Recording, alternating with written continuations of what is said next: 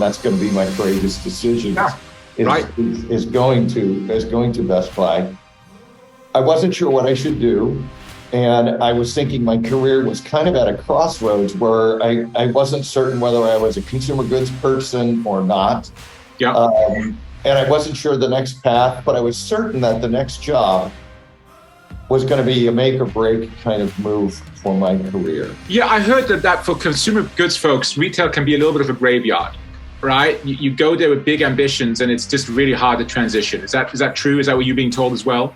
Oh, I was told yes. And then I had a lot of names put in front of me of some people I knew that were really quite good and hadn't succeeded. And at the time, and so I took the job because I had fear of missing out on that opportunity. And that's real.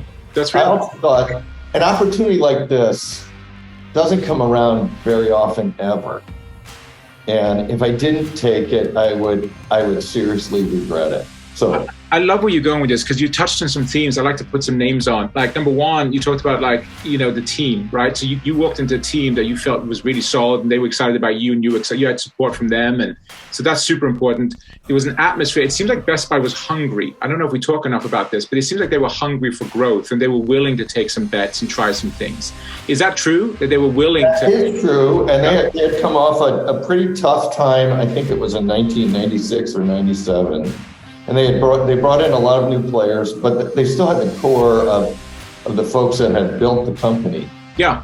But they were on an innovation and experiment tear, and they were convinced correctly that the model was better for consumers. And the company grew, share price went super well, and we grew sales, I think, like maybe 3 times, 4 times while I was there. And a lot of those days felt like Saturdays to me. I love that.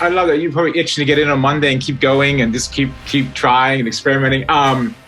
Being a chief marketing officer, that it has a little bit of a prophetic element to it, right? You have to be able to see trends and future and whatnot. Did you have any idea it was going to take off the way it did? I mean, I'm seeing some success, but you went from $6-7 billion or thereabouts, and then you went. I think it was more like 9 to 30 plus. But wow.